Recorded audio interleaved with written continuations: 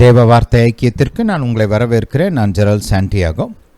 இன்று நாம் தொடர்ந்து ஆசீர்வாதத்தை சுதந்திரிக்கும் விசுவாசம் என்ற தலைப்பில் தியானிக்க போகிறோம். இன்றைக்கி ஒரு குறிப்பிட்ட காரியத்தை கர்த்தர் என்னுடைய இருதயத்தில் வைத்திருக்கிறார். அதாவது டோன்ட் லிமிட் காட். நாம் தேவனை நம்முடைய வாழ்வில் மட்டுப்படுத்தக்கூடாது, அல்லது அவருடைய செயல்பாட்டை தடை செய்யக்கூடாது. அல்லேலூயா. ஒரு சிலருக்கு உடனே ஒரு கேள்வி வரலாம், என்னங்க நான் மனுஷன், வானத்தையும் பூமியும் படைத்த தேவனை அவர் எப்படிங்க நான் மட்டுப்படுத்த முடியும், நான் எப்படி தடை செய்ய முடியும் அப்படின்ற ஒரு கேள்வி வரலாம். பாருங்கள், வானத்தையும் பூமியும் படைத்த தேவன் அவருடைய ராஜ்யத்தின் காரியங்கள், அந்த பூமியில் அவர் நிறைவேற்ற விரும்புகிற அந்த திட்டங்கள், அப்படிப்பட்ட காரியங்களை நம்மளால் தடை பண்ண முடியாது. அவருடைய திட்டங்களை அவர் நிறைவேற்றியே தீருவார். நம்ம பாருங்கள், நம்முடைய வாழ்வு, நம்முடைய சொந்த வாழ்க்கையில் நாம் தேவன் எந்த அளவுக்கு செயல்படுறாரு அப்படின்றத நிர்ணயிக்க முடியும். அந்த அதிகாரத்தையும் அந்த உரிமையும் கர்த்தரே நமக்கு கொடுத்துருக்கிறார். அல்லேலூயா. கர்த்தர் இந்த விதமாக ஒரு சிஸ்டம் கிரியேட் பண்ணி வச்சுருக்கிறார். கர்த்தர் என்ன விரும்புகிறார்னா, நாம் அவரோடு கூட இணைந்து செயல்பட வேண்டும் அப்படின்னு அவர் விரும்பி ஒரு சிஸ்டத்தை ஏற்படுத்தி வச்சுருக்கிறார். அவருடைய பங்குன்னு ஒரு சில காரியங்கள் இருக்குது, நம்முடைய பங்குன்னு ஒரு சில காரியங்கள் இருக்குது. அவருடைய பங்கில் கோளாறே வராது. நம்முடைய பங்கை நம்ம எப்படி செய்கிறோன்றதை பொறுத்து தான் அவர் எந்த அளவுக்கு நம்முடைய வாழ்க்கையில் வெளிப்படுகிறார், அவருடைய வல்லமை எந்த அளவுக்கு வெளிப்படுகிறது என்பது நிர்ணயிக்கப்படுகிறது. அல்லேலூயா.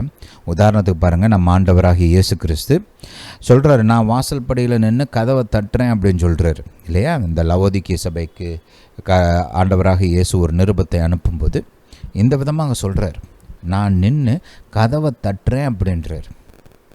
நீ கதவை திறந்தீனா நான் உள்ளே உன்னோட கூட பந்தி அமர்வேன் அப்படின்னு சொல்கிறாரு இல்லையா. அல்லேலூயா. அப்போ கவனிங்க, கதவை திறக்கிற அதிகாரத்தையும் கர்த்தர் நமக்கு கொடுத்துருக்கிறாரு, கதவை திறக்காமல் இருக்கிறதுக்கான அதிகாரத்தையும் நமக்கு கொடுத்துருக்கிறார். அல்லேலூயா. அல்லேலூயா டு ஜீசஸ். அதனால தான் ஏசப்பா சொல்கிறார், நீ கதவை திறந்தீனா நான் உள்ளே வரேன், திறக்காமல் இருந்துட்டால் வரமாட்டார். அதனால தான் கர்த்தர் உபாகமத்திலே சொல்லியிருக்கிறார், ஜீவனையும் மரணத்தையும் நான் உனக்கு முன்பாக வச்சிருக்கிறேன், ஆசீர்வாதத்தையும் சாபத்தையும் உனக்கு முன்பாக வச்சிருக்கிறேன், நன்மையும் தீமையும் உனக்கு முன்பாக வச்சிருக்கிறேன், நீயும் உன் சந்ததியும் பிழைத்திருக்கும்படி நீ ஜீவனை தெரிந்து கொள். அப்போ பாருங்கள், நமக்கு அதிகாரம் கொடுக்கப்பட்டு இருக்கிறது. நம்முடைய வாழ்க்கையில் கட்டுவதற்கும் அவிழ்ப்பதற்கும் நமக்கு அதிகாரம் கொடுக்கப்பட்டு இருக்கிறது. கர்த்தரே இதை செஞ்சிருக்கிறார். அதனால் நம்ம இப்போ என்ன பண்ணணும்னா, நான் கர்த்தரோடு சிறந்த விதத்தில் எப்படி ஒத்துழைக்கணும், கர்த்தருடைய ஆசீர்வாதங்களும் கர்த்தருடைய வல்லமையும் தடையில்லாமல் என் வாழ்க்கைக்குள்ளே நுழைவதற்கும் செயல்படுவதற்கும் நான் என்ன செய்யணும் அப்படின்றத கற்றுக்கொள்ள வேண்டும். எல்லாம் ஆட்டோமேட்டிக்காக நடந்துரும்னு நினச்சிடக்கூடாது. நம்முடைய பங்கை சரியாக கற்றுக்கொண்டு நம்முடைய பங்கை நம்ம கரெக்டாக நிறைவேற்ற வேண்டும். கர்த்தருடைய செயல்பாட்டை எந்த காரியங்கள் தடை செய்யும், எந்த காரியங்கள் மட்டுப்படுத்தும் அப்படின்றதெல்லாம் கற்றுக்கொண்டு அவைகளை விட்டு விலகி தேவனை விசுவாசித்து அவருடைய வல்லமைக்கு நம்ம வாசலை திறக்க போகிறோம். அல்லேலூயா. அவருடைய ஆசீர்வாதத்திற்கு வாசலை திறக்கப் போகிறோம். அல்லேலூயா டு ஜீசஸ். சரி, ஜெபிப்போமா. பிதாவே, இயேசுவின் நாமத்தினால் வருகிறோம். தாப்பனே, நீர் சர்வ வல்லவர், வானத்தையும் பூமியும் படைத்த நல்ல தேவன். பிதாவே, ஆபிரகாமின் தேவன், ஈசாக்கின் தேவன், யாக்கோபின் தேவன், அளவில்லாத ஆசீர்வாதங்களை ஆண்டவராகிய இயேசு கிறிஸ்துவின் மூலமாக நீர் எங்களுக்கு கொடுத்தபடியால் ஸ்தோத்திரம். உம்முடைய உயிர்த்தெழுதலின் வல்லமையை நீர் எங்களுக்காக ஆயத்தம் செய்து வைத்திருக்கிறபடியால் ஸ்தோத்திரம். தாப்பனை, மகிமையான எதிர்காலத்தை இந்த வாழ்க்கையிலும் வருகிற நித்தியத்திலும் நீர் எங்களுக்காக ஆயத்தம் பண்ணி வைத்திருக்கிறபடியால் ஸ்தோத்திரம். எங்கள் புத்திக்கு இன்னும் எட்டாத பல மகிமையான காரியங்களை நீர் எங்களுக்காக ஆயத்தம் பண்ணி வைத்திருக்கிறபடியால் ஸ்தோத்திரம். பிதாவே, உம்மை துதிக்கிறோம், உமக்கு நன்றி செலுத்துகிறோம். சர்வ வல்லவரே, உம்முடைய வார்த்தையை நீர் எங்களுக்கு போதிக்க வேண்டுமா ஜெபிக்கிறோம். உம்முடைய ஞானம், புத்தி, அறிவு, வெளிச்சத்தினால் எங்களை நிரப்ப வேண்டுமா ஜெபிக்கிறோம். உம்முடைய ஆசீர்வாதம், உம்முடைய வல்லமை, உம்முடைய நீர் எங்களுக்கு கொடுத்திருக்கிற மகிமையான எதிர்காலம், இவைகளை எப்படி சுதந்திரித்து கொள்வது என்பதை எங்களுக்கு போதித்து கற்றுத்தர வேண்டுமா ஜெபிக்கிறோம். எங்கள் கண்களை திறக்க வேண்டுமா ஜெபிக்கிறோம். தாப்பனே, இந்த ஆசீர்வாதங்களை நாங்கள் எங்கள் வாழ்க்கையில் பெற்று அனுபவிக்கணும் தாப்பனே. அதை வாசிக்கிறதோடு நாங்கள் நின்றக்கூடாது. எங்கள் வாழ்க்கையின் அனுபவமாக மாற வேண்டும். எங்கள் வாழ்க்கையின் அனுபவமாக மாற்ற நீர் எங்களுக்கு உதவி செய்ய வேண்டுமா ஜெபிக்கிறோம். தாப்பனே, இந்த காலத்திற்கு தேவையான சரியான வார்த்தைகளை கொடுக்க வேண்டுமா ஜெபிக்கிறோம். எங்கள் வாழ்க்கைக்கு தேவையான பதில்களை வெளிப்படுத்த வேண்டுமா ஜெபிக்கிறோம். பிதாவே, நீங்கள் அப்படியே செய்கிறபடியாக ஸ்தோத்திரம். இங்கே வந்திருக்கிற ஒவ்வொருவரையும் நீர் அறிவீர், அவர்களுடைய தேவைகளை அறிவீர். அவர்களுக்கு தேவையான உதவிகளை நீர் செய்ய வேண்டுமா ஜெபிக்கிறோம். எந்த இடத்துல அவங்களுக்கு உதவி தேவையோ அந்த இடத்துல உம்முடைய உதவி வெளிப்படட்டும். தாப்பனே, நீர் வானத்தையும் பூமியும் படைத்தவர், அளவில்லாத வல்லமை உள்ளவர். உம்முடைய வல்லமை அவர்களை தொடட்டும். உம்முடைய வல்லமை அவர்கள் வாழ்வில் வெளிப்படட்டும். பிதாவை, நீங்கள் அப்படியே செய்கிறபடியால் ஸ்தோத்திரம். இயேசுவின் நாமத்தினால் பிதாவை, ஆமென். கர்த்தர் உங்களுக்கு பாருங்கள் மகிமையான காரியங்களை செய்வார். விசுவாசத்தோடு எதிர்பார்க்கணும், காத்திருக்கணும். நம்ம கர்த்தர் செய்வார் அப்படின்னு ஒரு எதிர்பார்ப்போடு இருக்கும்போது அந்த எதிர்பார்ப்பு வல்லமையை ஈர்க்கும். விசுவாசம் வல்லமையை கர்த்தரிடத்துலேருந்து உங்கள் பக்கமாக ஈர்க்கும். இந்த மேக்னெட்லாம் ஈர்க்கும் தெரியுமா? இரும்பை மேக்னெட் பக்கத்தில் போய் இரும்பை வச்சிங்கன்னா அப்படியே போய் ஒட்டிக்கும். ரைட்? ஏன்? இந்த இரும்பை ஈர்க்கக்கூடிய சக்தி அந்த மேக்னெட்டுக்கு இருக்குது. அதே மாதிரி தான் பாருங்கள், கர்த்தருடைய வல்லமையை ஈர்க்கும் சக்தி அந்த விசுவாசத்துக்கு இருக்குது. கர்த்தர் எனக்கு செய்வார், என்னை தன்னுடைய வல்லமையை வாழ்க்கையில் வெளிப்படுத்துவார். நீங்கள் விசுவாசிச்சிங்கன்னா உங்கள் விசுவாசம் அந்த வல்லமையை ஈர்க்கும். ஹல்லேலூயா, ஹல்லேலூயா டு ஜீசஸ். கர்த்தர் என் கூட பேசுவார்னு எதிர்பாருங்க.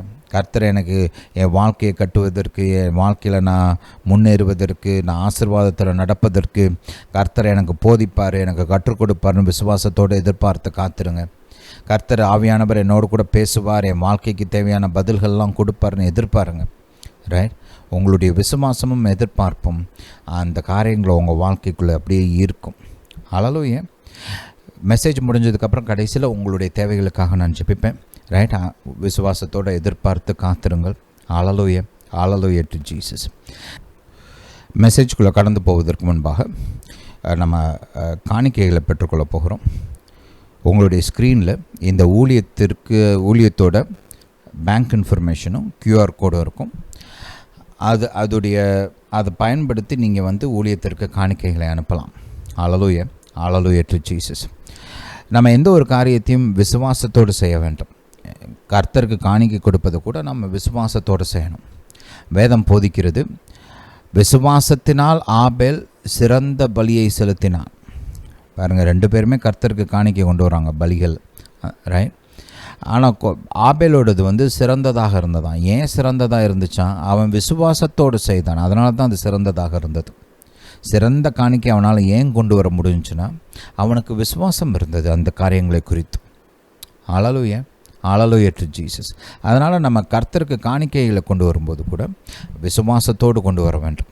நான் உங்களுக்கு ஒரு சில காரியங்களை வேத வார்த்தையிலேருந்து போதித்து உங்களுக்காக ஜெபிக்க விரும்புகிறேன். ரைட்? காணிக்கைகளை குறித்து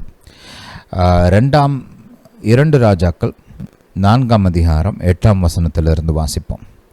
பின்பு ஒரு நாள் எலிசா சூனேமுக்கு போயிருக்கும்போது அங்கே இருந்த கனம் பொருந்திய ஒரு ஸ்திரீ அவனை போஜனம் பண்ண வருந்தி கேட்டுக்கொண்டாள்.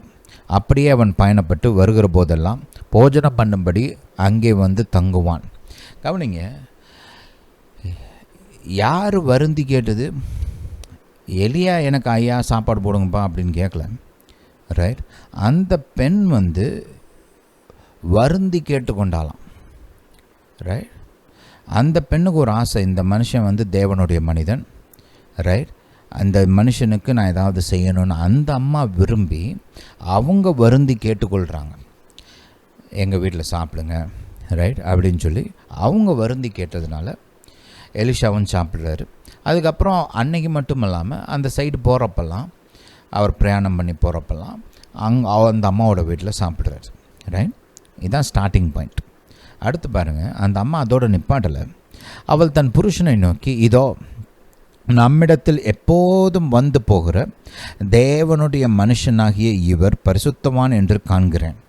இந்த அம்மா வந்து ஒரு காரியத்தை ரெக்கக்னைஸ் பண்ணுறாங்க, ரைட்? ஒரு காரியத்தை கிரகிக்கிறாங்க, பகுத்தறிந்து காண்கிறாங்க, ரைட்? பார்க்குறாங்க. இவங்களுக்கு தெரியுது இந்த ஆள் வந்து சாதாரண மனுஷன் கிடையாது, இவர் வந்து தேவனுடைய மனுஷன், ஒரு தீர்க்கதரிசி அப்படின்றத அவங்க வந்து கரெக்டாக அடையாளம் கண்டுபிடிச்சிட்றாங்க. கண்டுபிடிச்சிட்டு இவருக்கு நம்ம ஏதாவது செய்யணும், இவர் ஆசீர்வதிக்கணும்னு அவங்க விரும்புகிறாங்க, ரைட்? நீங்கள் என்ன பைபிளில் படித்து பார்த்தீங்கன்னா ஆண்டவராக இயேசு இப்படி சொல்கிறார், எனக்குரிய ஒரு கிறிஸ்துவுக்கு சொந்தமான ஒருவனுக்கு ஒரு கோவலை தண்ணீர் கொடுத்தா கூட நீ வந்து உன் பலனை இழக்க மாட்டாய் அப்படின்னு கர்த்தர் சொல்கிறார், ரைட்?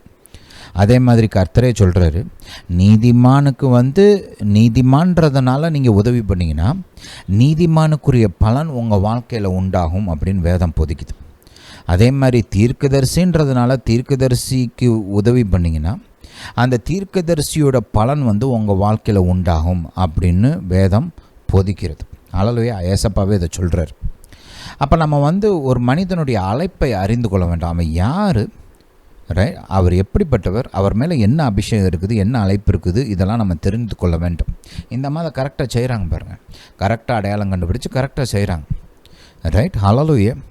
அந்த பலன் நம்ம வாழ்வில் உண்டாகிற பலன் வந்து அந்த மனிதன் மீது இருக்கிற அந்த அழைப்புக்கு ஏற்ற விதத்தில் தான் உண்டாகுது, ரைட்? நீதிமானுக்குரிய பலன் உண்டாகுது, தீர்க்கதரிசினா தீர்க்கதரிசிக்குரிய பலன், ரைட்? போதகன்னா போதகனுக்குரிய பலன், ரைட்? சுவிசேஷம்னா சுவிசேஷனுக்குரிய பலன், அப்போஸ்தலன்னா அப்போஸ்தலனுக்குரிய பலன், ரைட்? இப்படி அந்த அந்த அழைப்பு அந்த அபிஷேகத்துக்கு ஏற்ற விதத்தில் அந்த பலன் உண்டாகிறது. அல்லேலூயா.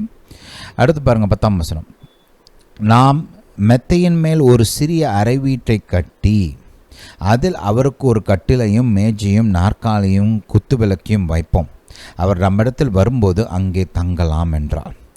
இவருக்குன்னே சொல்லி அந்த அம்மா எக்ஸ்ட்ராவாக ஒரு வீட்டில் வந்து ஒரு எக்ஸ்ட்ரா ஒரு பில்டிங், ஒரு ரூமே கட்டுறாங்க, ரைட்? அந்த ரூம் இல்லை, இருக்கிற ரூம் அவங்க கொடுக்கல, இவருக்குன்னு தனியாக ஒரு ரூமை கட்டுறாங்க.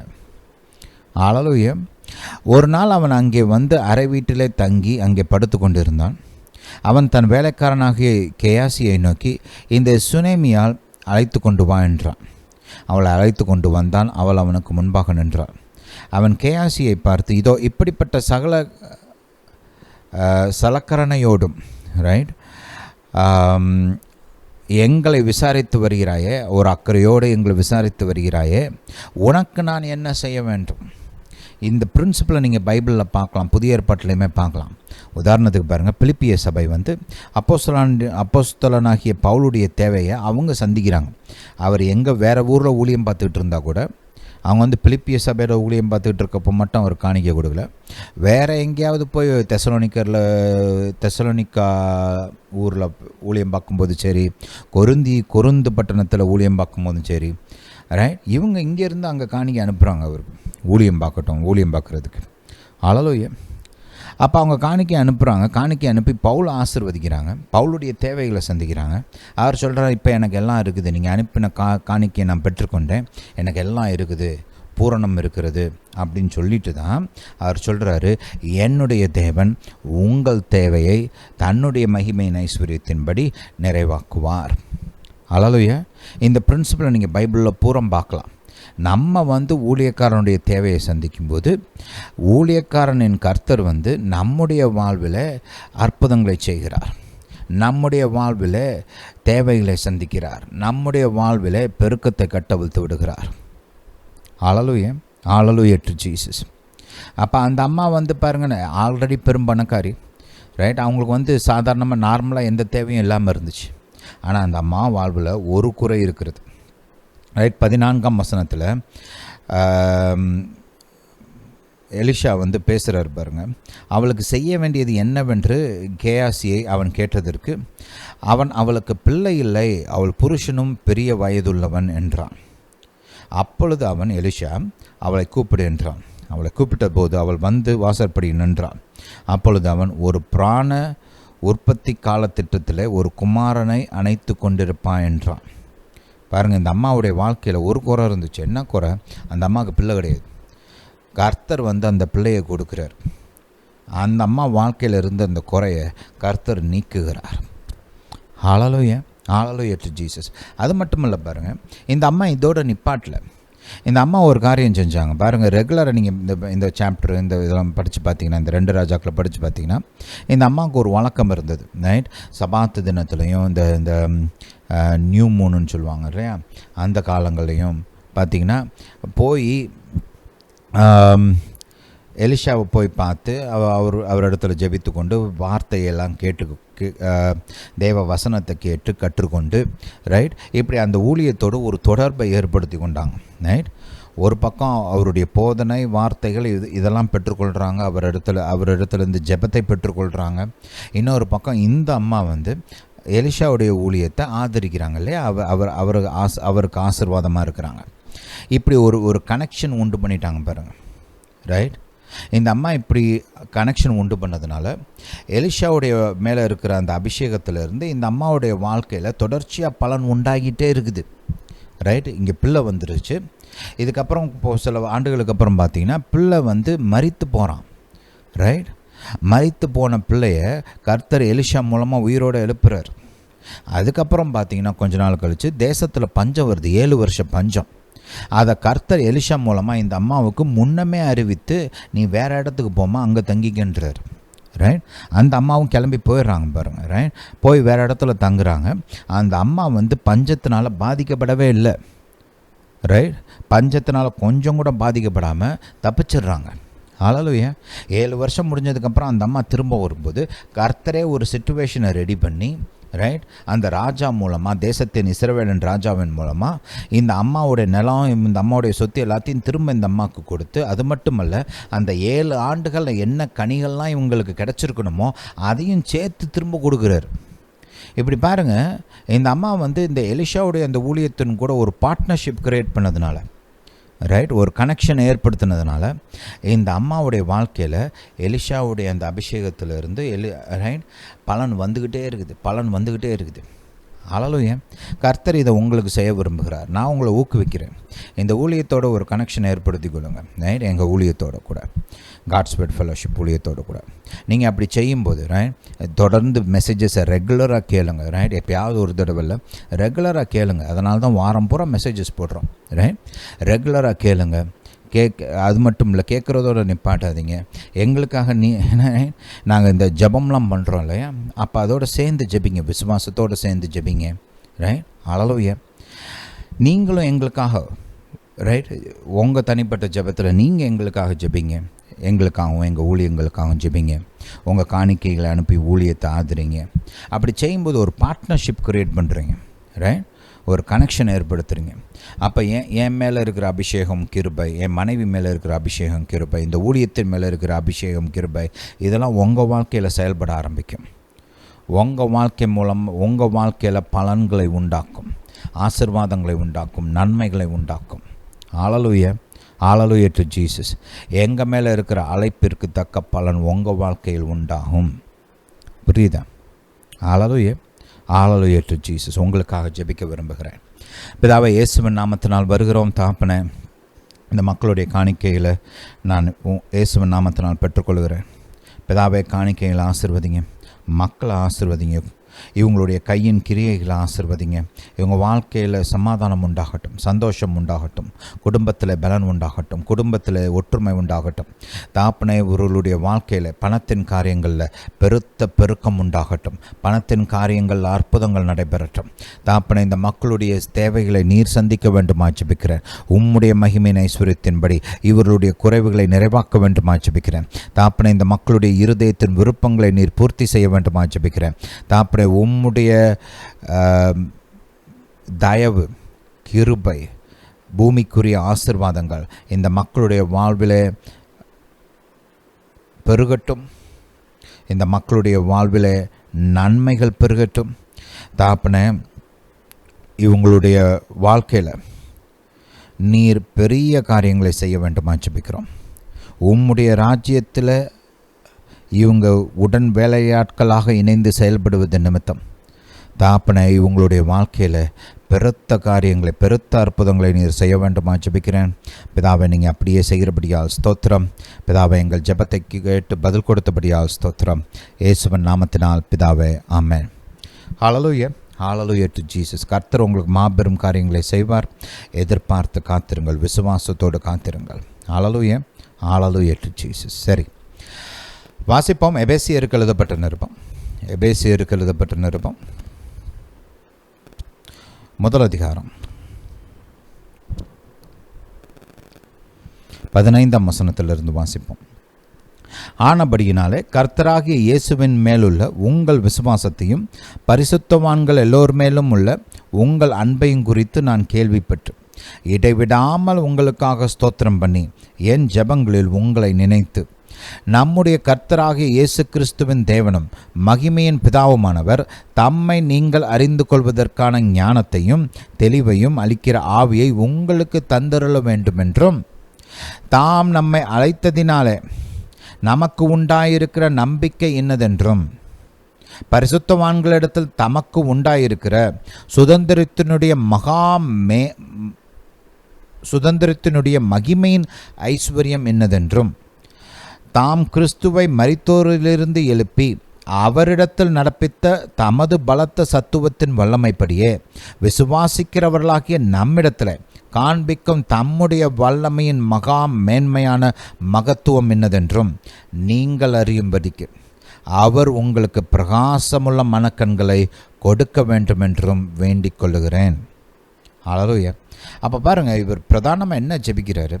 தேவன் நமக்காக வைத்திருக்கிற அந்த ஆசீர்வாதங்கள், ஆண்டவராக இயேசுவின் மூலமாக நமக்கு கொடுக்கப்பட்ட அந்த ஆசீர்வாதங்கள், கர்த்தர் நமக்காக ஆயத்தம் பண்ணி வைத்திருக்கிற அந்த மகா மகிமையான எதிர்காலம், பூமியிலும் சரி நித்தியத்திலும் சரி. அது மட்டுமல்ல, அந்த உயிர்த்தெழுதலின் வல்லமை, கர்த்தர் நமக்காக ஆயத்தம் பண்ணி வைத்திருக்கிற உயிர்த்தெழுதலின் வல்லமை, இவைகளை குறித்த ஞானம், புத்தி, அறிவு, வெளிச்சம் நமக்கு உண்டாக வேண்டும். இவைகள் என்ன, இவைகள் நம்முடைய வாழ்க்கையில் எப்படி இது ஒர்க் ஆகணும், நாம் இவைகளை எப்படி பெற்று அனுபவிப்பது, இந்த நன்மைகளை நம்ம எப்படி ருசி பார்ப்பது என்கிற அந்த ஞானம், வெளிச்சம், அறிவு, புத்தி நமக்கு உண்டாகணும்னு ஜெபிக்கிறார். ஹல்லேலூயா, ஹல்லேலூயா டு ஜீசஸ். ரொம்ப முக்கியமான ஜெபம் இது, ரைட்? அனுதினமும் இந்த ஜெபத்தையும் 3ஆம் அதிகாரத்தில் 14ஆம் வசனத்திலிருந்து ஒரு ஜெபம் இருக்குது, 14ஆம் வசனத்திலிருந்து கடைசி வரைக்கும். இந்த 2 ஜெபங்களையும் நீங்கள் டெய்லி உங்களுக்காக ஜெபிக்கணும். உங்களுக்காக, உங்கள் குடும்பத்துக்காக, உங்கள் சபைக்காகலாம் ஜெபிங்க. ஹல்லேலூயா. நல்லாயிருக்கும், உங்கள் வாழ்க்கையும் நல்லாயிருக்கும், ரைட்? உங்கள் குடும்பம் நல்லாயிருக்கும், உங்கள் சபை நல்லாயிருக்கும். ஹல்லேலூயா, ஹல்லேலூயா டு ஜீசஸ். சரி, கவனிங்க. சரி, இன்றைக்கி இந்த நான் ஏற்கனவே சொன்ன பிரகாரம் தேவனை நாம் எப்படி மட்டுப்படுத்தாமல் இருப்பது அப்படின்றத பார்க்க போகிறோம்.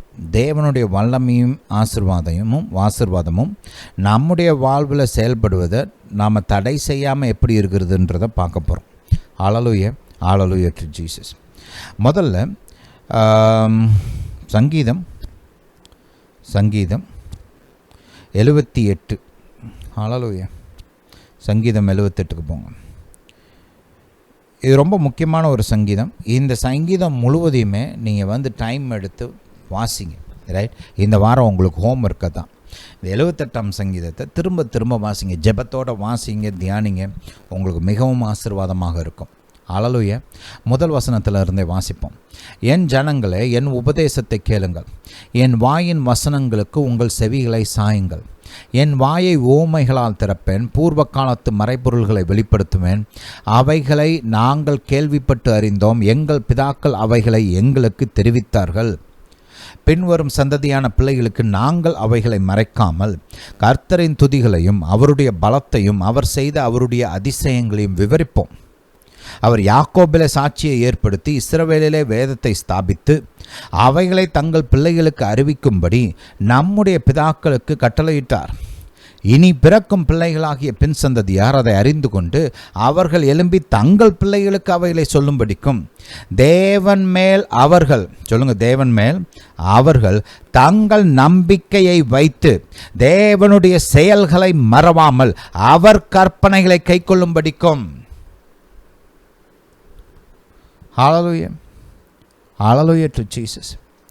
Right?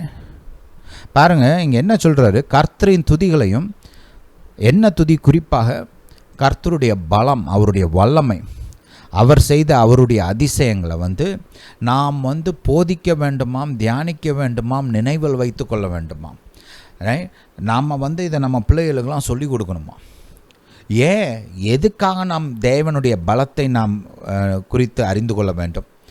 ஏன் நம்ம தேவனுடைய அதிசயங்களை நம்ம தியானிக்கணும், கேட்கணும், வாசிக்கணும், அறிந்து கொள்ள வேண்டும்? ஏன்? நான் அதன் மூலமாகத்தான் தேவன் மேல் நம்பிக்கை வைக்கக்கூடிய திராணி உண்டாகிறது. அதன் மூலமாகத்தான் தேவனுடைய வல்லமையின் மீது நமக்கு விசுவாசம் உண்டாகிறது. கர்த்தர் இதை ஒரு கட்டளையாகவே கொடுத்துருக்கிறார். ஹல்லேலூயா. நீங்கள் பழைய ஏற்பாடை படித்து பார்த்தீங்கன்னா கர்த்தர் திரும்ப திரும்ப சொல்கிறாரு, நான் செய்த இந்த காரியத்தை உன் பிள்ளைகளுக்கு சொல்லிக் கொடு அப்படின்னு. ஏன்னா கர்த்தர் விரும்புகிறாரு, வருகிற சந்ததி என் மேலே நம்பிக்கை வைக்கணும், என்னுடைய வல்லமையை விசுவாசிக்கணும், நான் செய்த அதிசயங்களை அறிந்து அவங்க வாழ்க்கையில் நான் அவங்க காலத்தில் அதிசயம் செய்வேன்னு விசுவாசிக்கணும் அப்படின்னு சொல்லி கர்த்தர் விரும்புகிறார். ரைட். இந்த என்டையர் சங்கீதம் இதை குறித்து தான். இதை படித்து பாருங்கள். ரைட். கர்த்தருடைய வல்லமை மேலே நம்ம ஏன் விசுவாசம் வைக்கணும்னு கற்றுக்கொள்வீங்க. ஹல்லேலூயா. அதுடைய பிரயோஜனத்தை கற்றுக்கொள்வீங்க. Right. Hallelujah. Hallelujah to Jesus. சரி, இதே சங்கீதம் 40ஆம் வசனத்தை கவனிப்போம். Hallelujah to Jesus. Praise you father. Hallelujah. பார்ப்போம். இங்கே பாருங்கள், 40ஆம் வசனம். எத்தனை தரமோ வனாந்திரத்தில் அவருக்கு கோபம் மூட்டி அவாந்திர வெளியிலே அவரை விசனப்படுத்தினார்கள். அவர்கள் திரும்பி தேவனை பரீட்சை பார்த்து, இந்த தேவனை பரீட்சை பார்த்துன்ற வார்த்தையை அண்டர்லைன் பண்ணி வச்சுக்கோங்க. ரைட். பின்னாடி பார்ப்போம் அதை. அவர்கள் திரும்பி தேவனை பரீட்சை பார்த்து இஸ்ரவேலின் பரிசுத்தரை மட்டுப்படுத்தினார்கள். ரைட். மட்டுப்படுத்தினார்னா லிமிட் பண்ணாங்க. ரைட். எப்படி லிமிட் பண்ணாங்கன்றதை பார்ப்போம். அப்போ தான் லிமிட் பண்ணுறதுனா என்ன, அதை எப்படி நம்ம பண்ணாமல் இருக்கிறதுன்னு கற்றுக்கொள்ள முடியும். அவருடைய கரத்தையும் அவர் தங்களை சத்ருவுக்கு விலக்கி மீட்ட நாளையும் நினையாமற் போனார்கள். ஏன் மட்டுப்படுத்தக்கூடிய அந்த சுபாவம் இவங்களுக்கு உண்டாச்சு அப்படின்னா இதான் காரணம். கர்த்தருடைய கரத்தையும், கர்த்தருடைய கரம்னா பாருங்கள், வேதத்தில் கர்த்தருடைய கரம், கர்த்தருடைய புயம், கர்த்தருடைய விரல்கள் அப்படின்லாம் வேதம் போதிக்குது. இது எல்லாமே கர்த்தருடைய வல்லமையின் வெவ்வேறு அளவுகள். அளவு ஏன் அப்போ இங்கே கர்த்தருடைய கரம்னு சொல்லும்போது கர்த்தருடைய வல்லமை. ரைட். அவருடைய வல்லமையையும் அவர் தங்களை சத்ருவுக்கு, அதாவது எகிப்துக்கு விலக்கி மீட்ட நாளையும் நினையாமற் போனார்கள். பாருங்கள், கர்த்தருடைய வல்லமையை நினைத்து பார்க்கிற ஒரு மனம் நமக்கு வேண்டும். கர்த்தருடைய வல்லமை, கர்த்தர் செய்த அற்புதங்களை நினைத்து பார்க்கிற ஒரு மனம் நமக்கு வேண்டும். அதனால தான் போன வாரம்லாம் சொன்னேன் நான். ரைட். கர்த்தர் பைபிளில் எழுதப்பட்டிருக்கிற அந்த அற்புதங்களெல்லாம் டெய்லி வாசிங்க. ரைட். அட்லீஸ்ட் ஒவ்வொரு வரிசையாக கூட வாசிக்கலாம், இல்லை வேறு நீங்கள் உங்களுக்கு விரும்பின ஆர்டரில் வாசிக்கலாம். ரைட். பைபிளில் எழுதப்பட்டிருக்கிற அற்புதங்களெல்லாம் ஒரு நாளைக்கு ஒரு 2-3 அற்புதமாவது வாசிங்க. ரைட். ஹல்லேலூயா. ரொம்ப நேரம்லாம் ஆகாது. வாசித்ததை தியானித்து பாருங்கள். இப்போ நான்லாம் நடுவில் திடீர்னு என்ன பண்ணுவேன்னா, வாசித்து வச்சுருப்பேன். சில சமயம் நடுராத்திரியில் எந்திரிச்சிருவேன். ரைட். எந்திரிச்சிருவேன். தூக்கம் வர்றதுக்கு, திரும்ப தூக்கம் வர்றதுக்கு கொஞ்சம் நேரம் ஆகும் இல்லையா? அப்படி படுத்து கிடக்கிற நேரத்தில் என்ன பண்ணுவேன், நான் வாசித்த அந்த அற்புதங்களை யோசித்து பார்ப்பேன். கர்த்தர் செஞ்சது அதை குறித்து தியானித்து பார்ப்பேன். அப்படியே பண்ணிகிட்டே இருக்கும்போது அப்படியே கொஞ்சம் நேரத்தில் தூங்கிடுவேன். ரைட். இந்த மாதிரி பகலில் நீங்கள் ஏதோ உட்காந்துருக்கிறீங்க, பொழுது போகலை, சும்மா இருக்கிறீங்க அப்படின்னா அந்த நேரத்துலலாம் யோசிச்சு பாருங்கள், வாசிச்சு இந்த அற்புதங்களை தியானித்து பாருங்கள். ரைட். சும்மா உட்காந்துட்டு ட்ராவல் பண்ணிகிட்டு இருக்கிறீங்க. இப்போலாம் ட்ராவல்லே நம்ம எவ்வளோ நேரம் செலவழிக்கிறோம். அந்த ட்ராவல் பண்ணுற நேரத்தில் அந்த கர்த்தர் செய்த அற்புதங்களை தியானித்து பார்க்கலாம். ரைட். முடிவு பண்ணோம்னா நேரம்லாம் இருக்குது. ரைட். கர்த்தர் உங்களுக்கு உதவி பண்ணுவார். ரைட். முடிவு பண்ணி யோசிங்க. ஏன் அப்படின்னா இது நம்ம மைண்டை ட்ரெயின் பண்ணும்.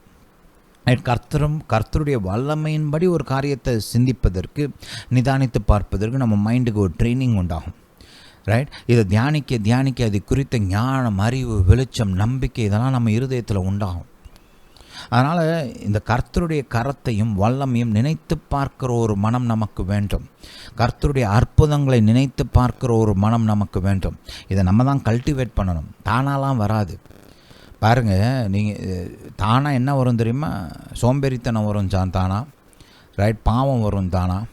நன்மையான காரியங்கள் வேணும்னா மெனக்கட்டு செய்யணும். புரியுதா? ரைட்? அப்போ நாம் தான் மெனக்கட்டு முடிவு பண்ணி, ரைட், நான் கர்த்தருடைய அற்புதங்களை சிந்திக்க போகிறேன் அப்படி உட்காந்து சிந்திச்சு பார்க்கணும். ரைட்? வாசிச்சதை தியானிங்க. ஹல்லேலூயா. அப்போ பாருங்கள் 43ஆம் வசனம், அவர் எகிப்திலே தம்முடைய அடையாளங்களையும் சோவான் வெளியிலே தம்முடைய அற்புதங்களையும் செய்தார். அப்புறம் லிஸ்ட்டு போடுறாரு என்னெல்லாம் செஞ்சார்னு. அப்போ பேசிக்காக பாருங்கள், இந்த வல்லமைகளை தியானிக்கும்போது என்ன ஆகும்னா, நம்முடைய வாழ்க்கையில் நம்ம ஒரு சில காரியங்களை சந்திக்கும்போது தேவ வல்லமையை விசுவாசித்து கர்த்தரிடத்திலிருந்து அற்புதங்களை பெற்றுக்கொள்ள இவைகள் நமக்கு உதவி செய்யும். மைண்டு ரெடியாக இருக்கும், ஹார்ட் ரெடியாக இருக்கும், வாய் ரெடியாக இருக்கும். ஹல்லேலூயா. நம்ம ஆல்ரெடி ப்ரிப்பேர்டாக இருப்போம் கர்த்தருடைய அற்புதங்களையும் வல்லமையும் பெற்றுக்கொள்வதற்கு, கர்த்தருடைய ஆசீர்வாதங்களை பெற்றுக்கொள்வதற்கு. காலேப், யோசுவா மாதிரி. ஹல்லேலூயா. இந்த மற்ற 10 பேர் தான் பாருங்கள் பெற்றுக்கொள்ளாமல் போயிட்டாங்க. ஹல்லேலூயா. அதோடு சேர்ந்து அந்த இஸ்ரவேல் தலைமுறையினரும் முதல் தலைமுறையினரும் பெற்றுக்கொள்ளாமல் போயிட்டாங்க. ஆனால் காலேபும் யோசுவாவும் பெற்றுக்கொண்டாங்க. ஏன் தெரியுமா? என்ன வித்தியாசம் தெரியுமா? விசுவாசம். விசுவாசம். அதனால் பாருங்கள், இந்த காரியத்தை மெனக்கட்டு செய்யுங்க. கேட்குறதுக்கு சிம்பிளாக இருக்கலாம், இல்லை கேட்குறதுக்கு இதெல்லாம் செய்யணுமான்னு ஒரு சிலருக்கு தோணலாம். செஞ்சிங்கன்னா ஆசீர்வதிக்கப்படுவீங்க. செஞ்சிங்கன்னா நீங்கள் கர்த்தருடைய வல்லமை உங்கள் வாழ்க்கையில் தடையில்லாமல் செயல்படுவதற்கு வாசலை திறக்கிறீங்க. வாசலை திறக்கிறதா நம்ம என்ன பெரிய பெரிய என்ன இன்னைக்கு கோட்டை சுவரில் ஒரு வாசலை போய் அப்படி திறக்கிறதா? ரைட்? இது ஆவிக்குரிய காரியம். பாருங்கள், இந்த காரியங்கள்லாம் செய்யும்போது நம்ம ஆவிக்குரிய உலகத்தில் கர்த்தருக்கு வாசலை திறந்து விடுறோம். என் வாழ்க்கைக்குள்ளே செயல்படுங்க, என் வாழ்க்கைக்குள்ளே ஆசீர்வாதத்தை கொண்டு வாங்க அப்படின்னு. நான் இன்றைக்கி உங்களுக்கு 2 உதாரணங்களை காமிக்க போகிறேன் பைபிளில் இருந்து. ரைட்? முக்கியமான உதாரணங்கள், உங்களுக்கு நல்ல ஆசீர்வாதமாக இருக்கும். கவனமாக கேளுங்க. 2 ராஜாக்கள் 6ஆம் அதிகாரம் 24ஆம் வசனத்திலிருந்து வாசிப்போம். 2 ராஜாக்கள் 6ஆம் அதிகாரம் 24ஆம் வசனத்திலிருந்து. இங்கே தேசத்தில் ஒரு பஞ்சம் உண்டாயிருக்குது. ரைட்? ஆனால் இந்த பஞ்சம் ஒரு வித்தியாசமான பஞ்சம். என்னென்னு வாசிப்போம். இதற்கு பின்பு சீரியாவின் ராஜாவாகிய பெனாதாத் தன் இராணுவத்தை எல்லாம் கூட்டிக் கொண்டு சமாரியாவை முற்றுகையிட்டான். அதனால் சமாரியாவிலே கொடிய பஞ்சம் உண்டாயிற்று. இது பாருங்கள், இயற்கையான பஞ்சம் கிடையாது, மனுஷனால் உண்டு பண்ணப்பட்ட பஞ்சம். பாருங்கள், பஞ்சத்தில் 2 வகை இருக்குது. ரைட்? அது எங்கேருந்து இந்த பஞ்சம் வருதுன்னு நமக்கு நிதானித்து பார்க்க வேண்டியது அவசியமாக இருக்குது. ஆகாப் ராஜாவின் காலத்தில் மழை வராததுனால பஞ்சம் வந்துச்சு இல்லையா? அது இயற்கையினால் வந்த பஞ்சம். ரைட்? இங்கே நம்ம பார்க்குறோம், இது இயற்கை மழை வராததுனாலையோ இல்லை வேற ஒரு காரணத்தினால், இயற்கை காரணத்தினால வந்த பஞ்சம் கிடையாது. இது என்ன பஞ்சம்னா, இங்கே ஒரு ராஜா, ரைட், எதிரி ராஜா, சீரிய தேசத்து ராஜா சமாரியா பட்டணத்தை முற்றுகையிட்டிருக்கிறார். இந்த முற்றுகையிடும்போது என்ன பண்ணுவாங்கன்னா, முதல்ல அந்த பட்டணத்தோட அந்த வாட்டர் சப்ளையை கட் பண்ணுவாங்க. ரைட்? அதனால் அந்த பட்டணத்துக்குள்ளே தண்ணி போகாது. 2வது என்ன பண்ணுவாங்கன்னா, யாரும் வெளியில் வர முடியாது, உள்ளே போக முடியாது. ரைட்? வெளியிலேருந்து எந்த பொருட்களோ, தானியங்கள்னாலும் சரி, பொருட்கள்னாலும் சரி, எதுவுமே பட்டணத்துக்குள்ளே போக முடியாது. அதே மாதிரி பட்டணத்துக்குள்ளேருந்து யாரும் வெளியே வரவும் முடியாது. ஸோ என்ன பண்ணுறாங்க, பேசிக்காக சப்ளையை கட் பண்ணி விட்டுறாங்க. ஒன்ஸ் சப்ளையை கட் பண்ணிட்டாங்கன்னா அந்த பட்டணத்துக்குள்ளே என்ன சேமித்து வச்சுருக்கிறாங்களோ, ரைட், அது மட்டும்தான் அவங்களுக்கு இருக்குது. இப்போ அந்த சேமிப்பில் தான் அவங்க வாழணும்.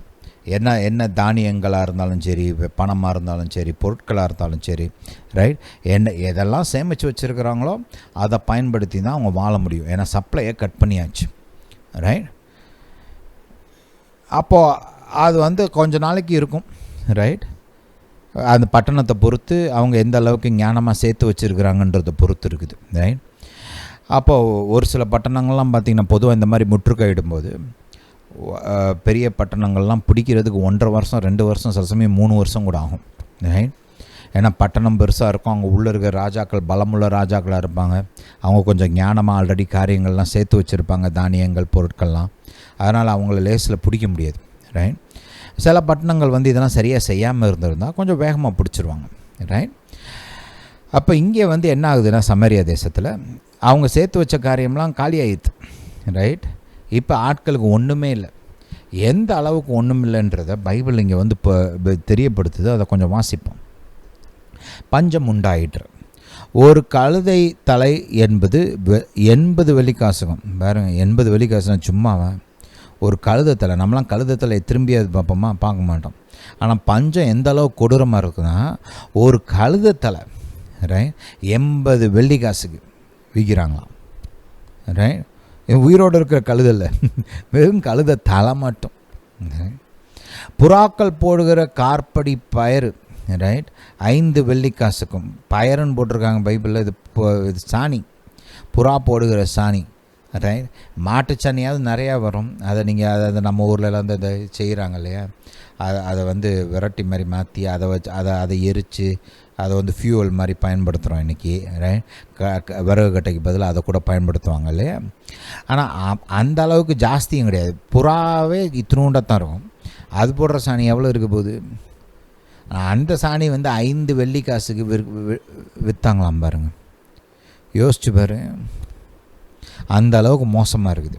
ஏன்னா ஒன்றுமே இல்லை. ஒன்றுமே இல்லாதப்போ வந்து பார்த்திங்கன்னா டிமாண்டு குறையும் போது, சப்ளை குறையும் போது டிமாண்டு ஜாஸ்தியாகும், விலையும் ஜாஸ்தியாகும் இல்லையா. அந்த மாதிரி தான் ஆகுது இங்கே. ரைட். இன்னொரு உதாரணத்தையும் கர்த்தர் காமிக்கிறார். என்னன்னு பார்த்தோம்னா, இஸ்ரவேலன் ராஜா இல்லை, அலங்கத்தின் மேலே நடந்து போயிட்டுருக்கிறார். அலங்கம்னா அந்த ஃபோர்ட்ரஸ், கோட்டை சுவர் மேலே நடந்து போயிட்டுருக்கிறார். ஒரு ஸ்திரீ அவனை பார்த்து கூப்பிட்டு, ராஜாவாகி என் ஆண்டவனே ரட்சியும் என்றாள்.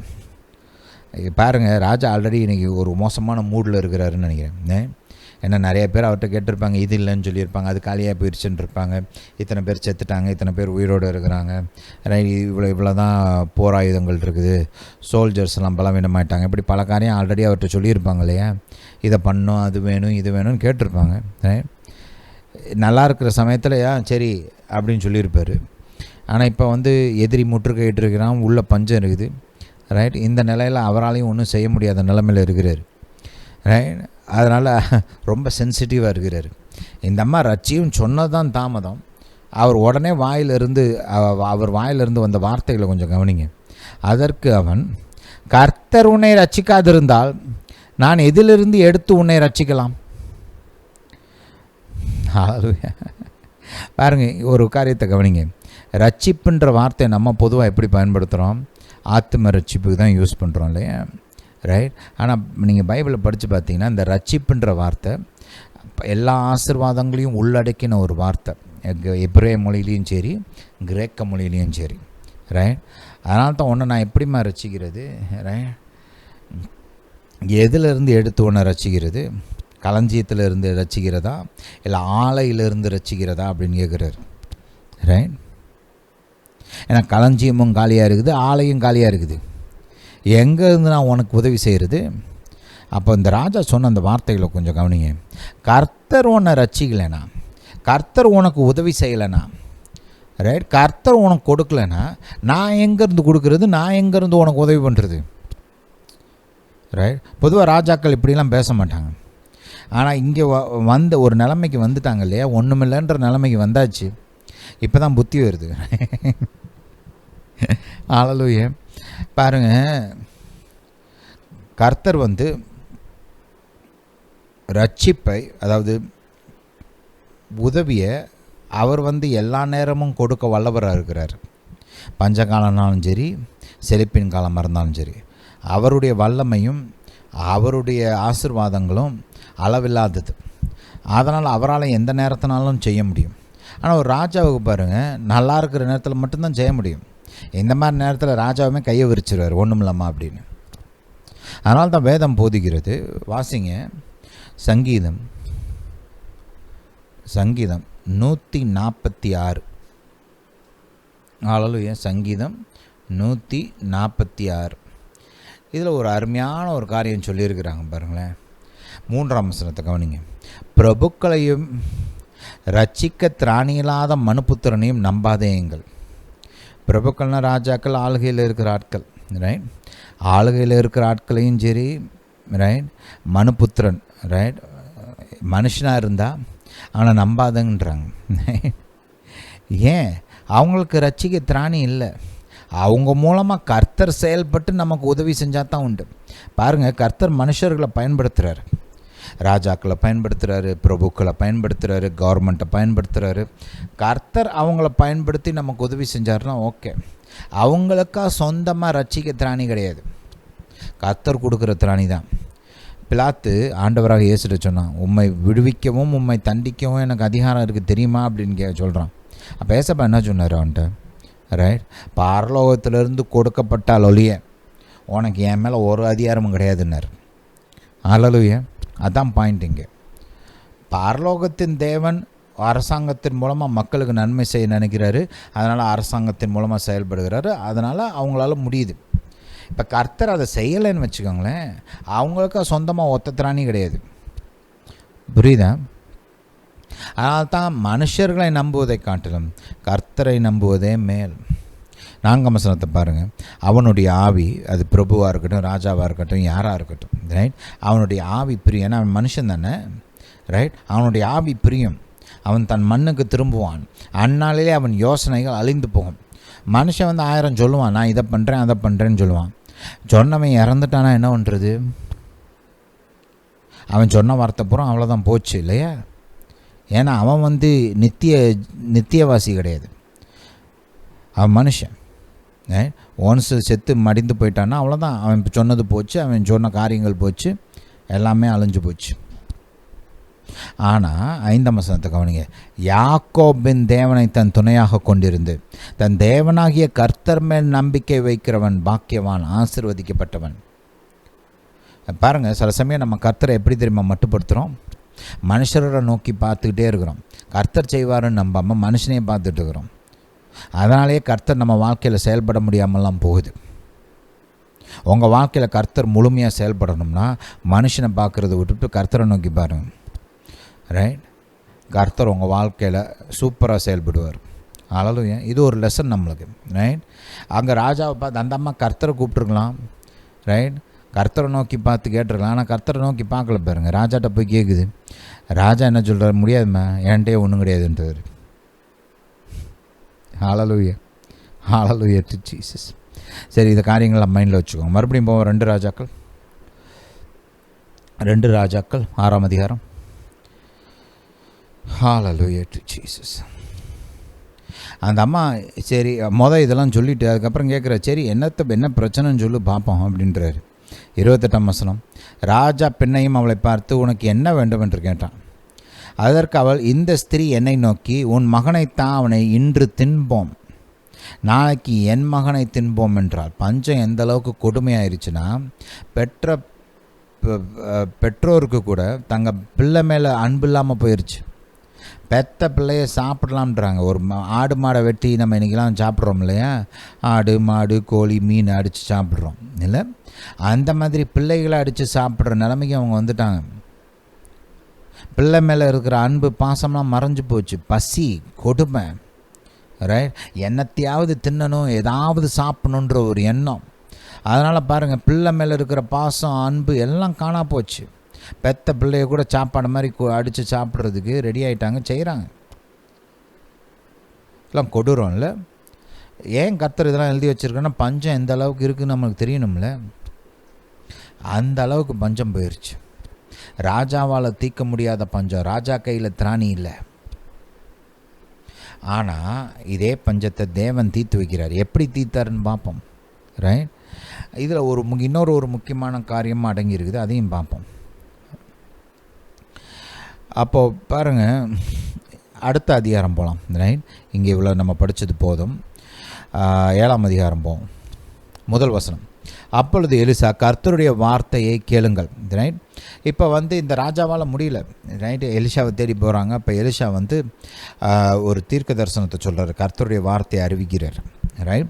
கர்த்தருடைய வார்த்தையை கேளுங்கள், நாளை இந்நேரத்தில் சமாரியாவின் வாசலில் 1 மரக்கால் கோதுமைமா 1 செக்கலுக்கும் 2 மரக்கால் வார்கோதுமை 1 செக்கலுக்கும் விற்கப்படும் என்று கர்த்தர் சொல்லுகிறார் என்றார். பெரிய அறிவிப்பு சொல்கிறார், ரைட். ராஜாவால் தீர்க்க முடியாத இந்த பிரச்சனையை, இவ்வளோ நாள் ஆகியும் தீராத இந்த பிரச்சனையை, ரைட். 2 பிரச்சனை இருக்குது. ஒரு சைடு இந்த இஸ்ரவேல் தேசத்தை காட்டிலும் பெரிய ஒரு சேனை வெளியில் நிற்கிறாங்க. இவங்களால் மேற்கொள்ள முடியாத ஒரு சேனை. மேற்கொள்ள முடிஞ்சுன்னா தான் வெளியில் போய் சண்டை போட்டிருப்பாங்களே. மேற்கொள்ள முடியலன்னு சொல்லி தான் கோட்டைச்சவருக்குள்ளே ஒழிஞ்சிட்டு உட்காந்துருக்காங்க எல்லாரும். ரைட். இவங்களால் மேற்கொள்ள முடியாத ஒரு எதிரியும் கர்த்தர் விரட்டுறேன்றாரு. ப்ளஸ் அது மட்டும் இல்லை, இந்த பஞ்சத்தை தீக்கிறேன்றார். ரைட். எந்த அளவுக்குன்னா கழுத தலை இல்லை, ரைட், இல்லை ஒரு புறாவோடைய சாணி இல்லை, சாப்பாடு, ஆக்சுவல் சாப்பாடு இல்லை, கோதுமை, வார்கோதுமை, இதெல்லாம் கொஞ்சம் காசுக்கு மறுபடியும் நாளையிலேருந்து சேல் ஸ்டார்ட் ஆகும் அப்படின்றாரு. ரைட். எல்லாருக்கும் எல்லாம் கிடைக்கும், நிறையா கிடைக்கும், கொஞ்சம் காசுக்கு கிடைக்கும்ன்றார். ரைட். அப்போது இது ஒரு குட் நியூஸ் இல்லையா? பயங்கரமான ஆச்சரியமான குட் நியூஸ். ஆனால் இதுக்கு ஒரு மனுஷன் கொடுத்த ரெஸ்பான்ஸ் இங்கே கொஞ்சம் கவனிங்களேன். 2வது வசனம். அப்பொழுது ராஜாவுக்கு கைலாகு கொடுக்கிற பிரதானி ஒருவன் தேவனுடைய மனுஷனுக்கு பிரதியுத்தரமாக, இதோ கர்த்தர் வானத்திலே மதகுகளை உண்டாக்கினாலும் இப்படி நடக்குமா என்றான். அவன் என்ன சொல்கிறான்? பேசிக்காக கர்த்தரால் கூட இதை செய்ய முடியாதுன்றான். ரைட். பாருங்கள், இஸ்ரவேல் மக்களுக்கு நிறைய அனுபவம் இருக்குது. கர்த்தருடைய வல்லமையை குறித்த அனுபவங்கள் அநேகம் இருக்குது. ஒரு பிரதான அனுபவம் எல்லாருக்கும் தெரிந்தது என்ன? கர்த்தர் பாருங்கள், இஸ்ரவேல் மக்களை வனாந்தரத்தில் நடத்தி கொண்டு வரும்போது வானத்தின் மதகுகளை திறந்து, ரைட், தூதர்களின் உணவை, ரைட், டன் கணக்கில் பொழிகிறார் ஒவ்வொரு நாளும் 40 வருஷத்துக்கு. கர்த்தர் என்ன செஞ்சார்? 40 வருஷத்துக்கு, ஒரு நாள் 2 நாள் இல்லைங்க, 40 வருஷம். ரைட். என்ன உணவு? தூதர்களுடைய உணவு, தூதர்கள் சாப்பிட்ற அந்த உணவை, ரைட், ஒரு 2 மில்லியன் பீப்புள் ரஃப்லி, ரைட், 20 லட்சம் பேர் அப்ராக்சிமேட்டாக, ரைட், கொஞ்சம் கூட இருக்கலாம், இல்லை கொஞ்சம் குறைய இருக்கலாம், ஆனால் ஆக்சுவலாக அரவுண்டு 2 மில்லியன் பீப்புள், 20 லட்சம் பேர். அத்தனை பேருக்கு டெய்லி சாப்பாடு வானத்தை திறந்து கர்த்தர் கொட்டுறாரு 40 வருஷத்துக்கு. அவ்வளோ பெரிய கர்த்தரால் இந்த ஒத்த பட்டணத்தோட இந்த பஞ்சத்தை தீர்க்க முடியாதா? அவங்களுக்கு சாப்பாடை கொட்ட முடியாதா? செய்ய முடியாதான்னு கேட்குறேன். நிச்சயமாக செய்ய முடியும். ரைட். ஒரே நிமிஷத்தில், ஒரே நாளில், ரைட், எகிப்து சேனையை மொத்தத்தையும் சிவந்த சமுத்திரத்தில் மூழ்க பண்ணார். அட் அ டைம் அத்தனை பேரும் காலி. ஒரு பய உயிரோட பொழைக்கல, எல்லாத்தையும் கவுத்துட்டார். உலகத்திலே பெரிய படம் அந்த காலத்தில் அதுதான். பல பட்டணங்கள் சேர்ந்து யோசுவாவுக்கு விரோதமாக யுத்தம் பண்ண காலத்தில் கூட கர்த்தர் யோசுவாவுக்கு வெற்றியை கொடுத்தார், இயற்கைக்கு அப்பாற்பட்ட விதத்தில். அவ்வளோ பெரிய கர்த்தரால் இந்த சேனையை விரட்ட முடியாதா? முடியும். ஆனால் இவனுக்கு நம்பிக்கை இல்லை. பாருங்கள், ஏன் நம்பிக்கை இல்லைன்றது தான் பாயிண்ட்டு. என்ன சொல்கிறான்? கர்த்தரால் முடியாதுன்றான். கர்த்தர் வானத்திலேயே ஒரு மதகு உண்டு பண்ணாலும் சரி, ஒரு விண்டோ ஓப்பன் பண்ணி கொட்டுன்னு கொட்டினாலும், ரைட், இது நடக்காதுன்றான். வாய்ப்பே இல்லைன்றான். ஏன் இவனுக்கு இப்படிப்பட்ட ஒரு யோசனை? பாருங்கள், இவன் கர்த்தருடைய அற்புதங்களை சிந்தித்து பழகியிருந்தானா? எகிப்தில் கர்த்தர் செய்த அற்புதங்கள், ஆபிரகாமுக்கு செய்த அற்புதங்கள், அப்புறம் இஸ்ரவேல் தேசத்துக்கு யோசுவாவின் காலத்தில் செய்த அற்புதங்கள், மோசேயின் காலத்தில் செய்த அற்புதங்கள், ரைட், இவங்களுக்கு முன்னாடி இருந்த ராஜாக்கள் தாவீது காலத்தில், ரைட், சாமுவேல் தீர்க்கதரிசியின் காலத்தில், நியாயாதிபதிகளின் காலத்தில், இவங்க காலத்திலலாம் கர்த்தர் செய்த கிரியைகள் இதெல்லாம் நினச்சி பார்த்து தியானித்து மனசை பழக்கியிருந்தானா, இருதயத்தை பழக்க வைத்திருந்தானா, இந்த காரியம் இவனுக்கு முடியாத காரியமாக தோணி இருக்குமா? தோணி இருக்காது. நடக்கவே நடக்காதுன்றான், வாய்ப்பே இல்லைன்றான். ஏன்? இவன் கர்த்தருடைய வல்லமையை தியானித்து பழகவில்லை, கர்த்தருடைய கரத்தின் கிரியைகளை தியானித்து பழகவில்லை. கர்த்தருடைய கிரியைகள், அவருடைய அற்புதங்கள், அவருடைய வல்லமையின் வெளிப்பாடுகளை யோசித்து தியானித்து பழகலை. மறந்துட்டான், நினப்பிலே இல்லை. இயற்கையாக யோசித்து பார்க்குறான். நம்ம ராஜாவால் செய்ய முடியாததை கர்த்தர் எப்படி செய்ய போகிறாரு? அதுவும் ஒரே நாளில் 24 மணி நேரத்தில் எப்படி நடக்கும்? நடக்காது அப்படின்றான். அதுக்கு எலிசா சொன்ன பதில் ரொம்ப முக்கியமான பதில். அதை கொஞ்சம் கவனமாக கேளுங்க. ரைட். எலிசா சொல்கிறாரு பாருங்க, உன்னுடைய கண்களினால் அதை காண்பாய், ஆனாலும் அதிலே சாப்பிட மாட்டான் என்றான். என்ன ஒரு மோசமான காரியம் பாருங்கள், யோசிச்சு பாருங்கள். அவ்விசுவாசி தான் அவ்விசுவாசம் பாருங்கள். அவ்விசுவாசம் தேவனுடைய வல்லமையை மட்டுப்படுத்தும். அவ்விசுவாசம்னு என்ன தெரியுமா? இயற்கையின் சூழ்நிலைகள், எதிரான சூழ்நிலைகள், இவைகளை தேவனுடைய வல்லமைக்கு மேலே உயர்த்தி பேசுகிறோம் இல்லையா, உயர்த்தி யோசிக்கிறோம் இல்லையா, அதுதான் விசுவாசம். கர்த்தரால் கூட முடியாதுன்னு சொல்கிறோம் பாருங்கள், அதுதான் விசுவாசம். அப்போ என்ன ஆச்சு? கர்த்தர் சொல்கிறாரு பாருங்களேன், உன்னுடைய கண்களினால் பார்ப்ப. அந்த 10 வேவு உளவாளிகள் இருந்தாங்களே இஸ்ரவேல் அனுப்பின அந்த வேவுக்காரர்கள், ரைட்? அந்த 10 பேர் போய் பார்த்தாங்க கர்த்தர் ஆசீர்வாதத்தை. கர்த்தர் வாக்கு பண்ணின அந்த கானான் பூமியை, பாலும் தேனும் ஓடுகிற அந்த நலமும் விசாலமுமான அந்த பூமியை பார்க்குறாங்க, கண்ணால் பார்த்தாங்க. ஆனால் அந்த தேசத்தை அவங்க பெற்றுக்கொள்ள முடியாமல் போயிட்டாங்க பாருங்கள். அந்த தேசத்துக்குள்ளே நுழைய முடியாமல் போயிட்டாங்க. அவங்க சொன்ன சங்கதியை விசுவாசித்த அந்த இஸ்ரவேல் மக்களும் பாருங்கள் பார்க்குறாங்க, இந்த சைடு இருந்தால் அந்த சைடில் தெரியுது, ரைட்? அந்த தேசத்தின் கனிகளெல்லாம் பார்க்குறாங்க. ஆனால் அந்த ஆசீர்வாதத்தை பெற்றுக்கொள்ள முடியாதவர்களாக போனார்கள். கர்த்தர் அவங்களுக்காக ஆயத்தம் பண்ணின ஆசீர்வாதம், தலைமுறையாக சொல்லி கொடுத்த அந்த ஆசீர்வாதம், இவங்க பேரை போட்டு எழுதி வச்சிருக்கிறார் இது இவங்களுக்குன்னு. ஆனால் பெற்றுக்கொள்ள முடியல. ஏன்? இந்த அவிசுவாசம்தான். அவிசுவாசம் ஒரு திருடன். உங்களுக்கான ஆசீர்வாதங்களை திருடிவிடும். நல்லா ஞாபகம் வச்சுக்கோங்க. அவிசுவாசம் என்ன பண்ணும்? கர்த்தர் உங்களுக்கென்று வைத்திருக்கிற ஆசீர்வாதங்களை திருடிவிடும். அவிசுவாசத்தை சாதாரணமாக நினைக்காதீங்க. இயற்கையானது தானே, எல்லாரும் மனுஷன் தானே, எல்லாரும் தான் அவிசுவாசம் பண்ணுறாங்க, அவிசுவாசமாக இருக்கிறாங்க, நான் இருந்தால் என்ன தப்பு, என்ன ஆக போகுது, சாதாரணம் தானே, இது என்ன பெரிய பாவமா, இப்படிலாம் அநேக மக்கள் யோசிக்கிறாங்க, விசுவாசிகள், ரைட்? ஆனால் அவிசுவாசம் பாருங்கள் மோசமான ஒரு காரியம், ரைட்? ஒரு திருடன். உங்களுடைய ஆசீர்வாதங்களை திருடுகிற திருடன். கர்த்தர் உங்களுக்குன்னு ஏற்படுத்தி வைத்திருக்கிற ஆசீர்வாதங்களை திருடுகிற திருடன் அவிசுவாசம். கடைசியில் இந்த ஆள் பாருங்கள், கர்த்தர் உண்டு பண்ண விடுதலையை பார்த்தாங்கனால, ஆனால் அதனால் உண்டான அந்த நன்மையை ருசி பார்க்க முடியாமல் இறந்து போனான். ஹல்லேலூயா, ஹல்லேலூயா டு ஜீசஸ். கர்த்தர் விடுதலை கொண்டு வராரு பாருங்கள், ரைட்? சாதாரண ஒரு 4 பிச்சைக்காரன் மாதிரி ஒரு 4 குஷ்டரோகி வெளியில் உட்காந்துருக்குறாங்க கோட்டை சுவருக்கு வெளியில், ரைட்? பிச்சைக்காரர்கள் கிடையாது, குஷ்டரோகிகள் தான். ஆனால் ஒன்றுமே இல்லாமல் வெளியில் உட்காந்துருக்குறாங்க ரோட்டில், ரைட்? கோட்டைக்கு வெளில உட்காந்துருக்குறாங்க. அது என்னன்னு பார்த்தீங்கன்னா, அவங்களுக்கு ஒரு நல்ல யோசனை வருது. எப்படியும் சாக போகிறோம், இங்கேயே உட்காந்துருந்தாலும் சாகத்தான் போகிறோம், ஏன்னா சாப்பிட்றது கூட ஒன்றும் இல்லை, ரைட்? கோட்டைக்கு உள்ளே போனாலும் சாக போகிறோம், ஏன்னா கோட்டைக்குள்ளேயும் ஒன்றும் கிடையாது, ரைட்? ஆனால் இந்த சீரியர்கள் இடத்துல போவோம், ரைட்? ஒருவேளை அவன் நமக்கு சாப்பாடு கொடுக்கறதுக்கு வாய்ப்பு இருக்குது, ரைட்? அப்படி கொடுக்கலனாலும் என்ன ஆக போகுது, ரைட்? மிஞ்சி போனால் நம்மளை கொல்ல போகிறாங்க. அது எப்படினாலும் இங்கே நம்ம சும்மா உட்காந்துருந்தாலுமே நடக்கத்தான் போகுது, ரைட்? அதனால் போனோம்னா அட்லீஸ்ட் சாப்பாடு கிடைக்கிறதுக்கு ஒரு வாய்ப்பாவது இருக்குது அப்படின்னு சொல்லிட்டு கிளம்பி போகிறாங்க. போனால் கர்த்தர் அவங்க போகிறதுக்கு முன்னாடியே ஒரு பெரிய அதிசயத்தை செஞ்சு வச்சுருக்கிறார் பாருங்கள். கர்த்தர் ஒரு பெரும் இரைச்சலை உண்டு பண்ணினார், ரைட்? கர்த்தர் இங்கே அவங்கள சிம்பிளான ஒரு காரியத்தை வச்சு இந்த ப்ராப்ளமை சால்வ் பண்ணுறாரு, ரைட்? ஒரு பெரும் இரைச்சலை உண்டு பண்ணினார்.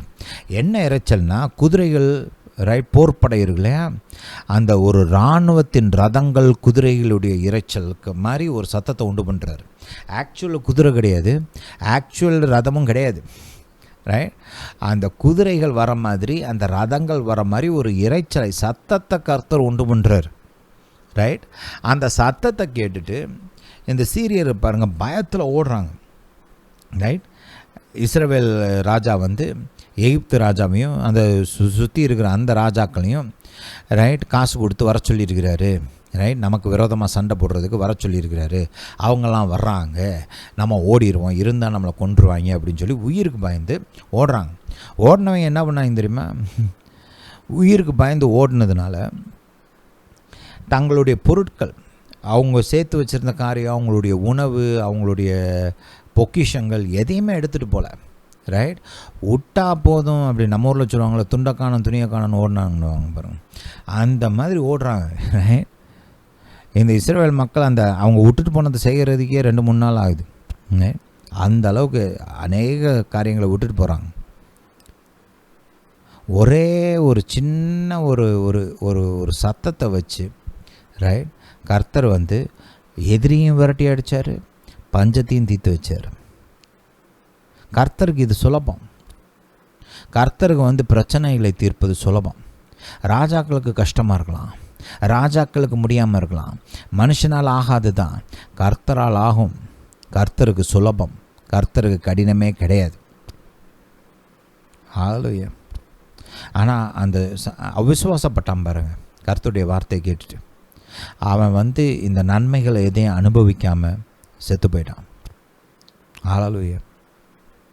இதான் பாருங்கள், அவிசுவாசம் நம்முடைய வாழ்க்கையில் கர்த்தருடைய வல்லமை, கர்த்தருடைய ஆசீர்வாதங்கள் செயல்படாமல் தடுக்கும், மட்டுப்படுத்தும். இன்னும் ஒரு உதாரணத்தை பார்த்து முடிப்போம். புதிய ஏற்பாட்டில் எவ்விருன்னு ஒரு மனுஷன் இருக்கிறார். நல்ல ஒரு பெரிய ஒரு ரூலர் பாருங்க, கப்பர்நாவுமில் இருக்கிற ஒரு மனுஷன். லூக்கா 8ஆம் அதிகாரம் 40ஆம் வசனத்திலிருந்து வாசிப்போம். இந்த மனுஷன் பார்த்திங்கன்னா ஒரு தேவாலயத்து தலைவன். இவருக்கு இருக்கிறது ஒரே பிள்ளை, ரைட். அந்த பிள்ளை சாக கிடக்குது, ரைட். அந்த பிள்ளையை வந்து கர்த்தர் வந்து குணமாக்கணும்னு சொல்லி அவரே வந்து கேட்குறார். 41 வாசிப்போம். அப்பொழுது ஜெப ஆலய தலைவனாகிய எவிரு என்னும் பேருள்ள ஒருவன் வந்து இயேசுவின் பாதத்தில் விழுந்து பாருங்கள், தன்னையே தாழ்த்தி கொண்டு, ரைட். அங்கேருந்து அநேக அந்த அந்த பழைய புதிய ஏற்பாடை படித்து பார்த்திங்கன்னா இந்த ஜெப ஆலய தலைவர்கள், பரிசேயர், இவங்களாம் பெரிய ஆட்கள் மாதிரி கர்த்தரை எதிர்ப்பாங்க, நீங்கள் பார்த்துருப்பீங்க. ஆனால் இந்த மனுஷன் அப்படி இல்லை, ரைட். தன்னையே தாழ்த்தி கொண்டு இயேசுடைய பாதத்தில் விழுந்து கூப்பிட்றாரு, என் பிள்ளை சாக கிடக்கிறா, வாங்க, ரைட், அவளை குணமாக்குங்கன்னு கேட்குறாரு. கர்த்தரும் கூட போகிறாரு பாருங்க. போகிற வழியில் இந்த பெரும்பாடுள்ள ஸ்திரீ வந்து அவங்களுக்கு ஒரு அற்புதம் நடக்குது. அப்புறம் அந்த அம்மா அவங்களுடைய சாட்சியெலாம் சொல்கிறாங்க. இதனால் பார்த்திங்கன்னா நடுவில் கொஞ்சம் டிலே ஆகிடுது, அவங்க வீட்டுக்கு எவ்விரு வீட்டுக்கு போகிறதுக்கு கொஞ்சம் டிலே ஆகிடுது, ரைட். காலதாமதமாகுது. அப்போ 46ஆம் வசனத்தில் 46 வேண்டாம் 49 வாசிப்போம். இந்த அம்மா இப்படி சாட்சியெலாம் சொல்லிகிட்டு இருக்குது, ரைட். அப்படி சொல்லும்போது பாருங்கள், 49ஆம் வசனத்தில் எவிருடைய வீட்டில் இருந்து ஆட்கள் வராங்க. வந்து எவிருட்ட சொல்கிறாங்க, உம்முடைய குமாரத்தி மரித்து போனால் போதகரை வருத்தப்படுத்த வேண்டாம் என்றான்.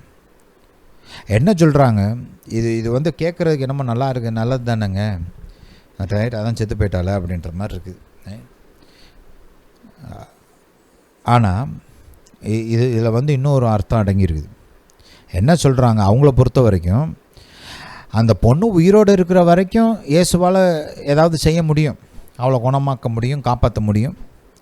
ஆனால் இப்போ அந்த பொண்ணு செத்து போயிட்டா, இனிமேல் ஏசப்பா வந்து என்ன பிரயோஜனம், இனிமேல் ஏசப்பாவே வந்தாலும் ஒன்றும் பண்ண முடியாது, அதான் சொல்கிறாங்க. புரியுதா?